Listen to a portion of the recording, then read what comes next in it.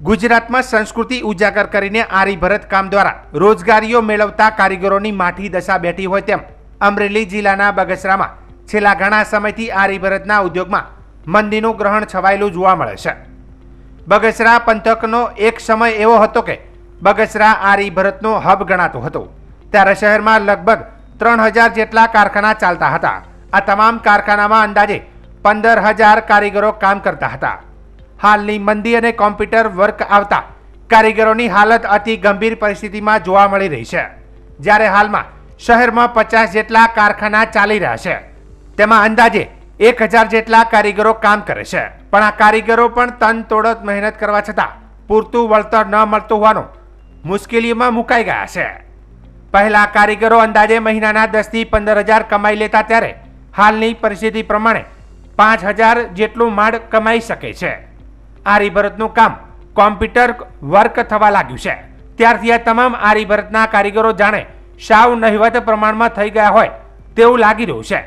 તો આવી પરિસ્થિતિમાં આરી ભરત જે સૌરાષ્ટ્રની સંસ્કૃતિ ગણાતી હોય અને પૂરા ભારતમાં આરી ભરત હાથ કારીગરોને બદલે કોમ્પ્યુટર દ્વારા કામગીરી કરાતી હોવાથી તમામ કારીગરોના હાલ બેહાલ થઈ ગયા છે।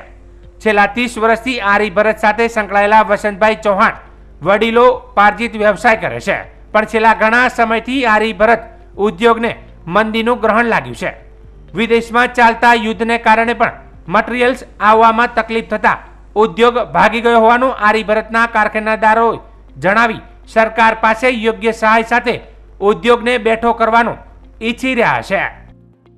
પટેલ, તમારું નામ શું? તમારી પેઢી જે છે આરી ભરતની, એમાં પહેલાની સ્થિતિ શું, અત્યારે સ્થિતિ શું, પહેલા કેટલી રોજગારી લોકોને મળતી, કઈ રીતનું આ કામ છે, આખી વાત કરો ને। મારું નામ છે વસંતભાઈ દામજીભાઈ ચૌહાણ। મારી પેઢીનું નામ છે આરતી આરી વર્કર્સ, અને આ હું 20-25 વર્ષથી આ ધંધામાં સંકળાયેલો છું। પહેલાં મટીરિયલના કાચા માલના બધાના ભાવ બહુ ઓછા હતા, અત્યારે બહુ વધારે ભાવ છે, અને કારીગરને પોતાની રોજી રોટી પૂરી ન મળવાથી તેઓ શાકભાજી છે, કોઈ આપણે કપાસમાં ને એમાં બધે અને રસોડામાં જાય છે, આમાં પૂરી વળતર નથી મળતી, એટલે કારીગર લાઈન બહુ તૂટી ગઈ છે। પહેલાં બગસરામાં 4 થી 4500 મશીન ચાલુ હતા, અત્યારે માંડ 1000 આસપાસ છે। ભાંગી જવાનું કારણ શું? હે, ભાંગી જવાનું કારણ શું? ઉપર આપણે બહાર માલ સપ્લાય થતો, જે મેળા થતા એમાં બધું ઓલું થતું, એ અત્યારે બધું બંધ થઈ ગયું છે આ યુદ્ધના આના હિસાબે। અને આ મોજ શોખનો ધંધો છે, જીવન જરૂરિયાત ન હોવાથી છતાં પબ્લિક જીવન જરૂરિયાત વસ્તુ પર ધ્યાન દે છે, એટલે આ ધંધામાં જરીક ઓલું લાગે। નહીં તો અમારું મેન્યુફેક્ચર બહુ સારું અને વ્યવસ્થિત કામ અને સુંદર છે, સમજ્યા। સરકાર પાસે શું અપેક્ષા?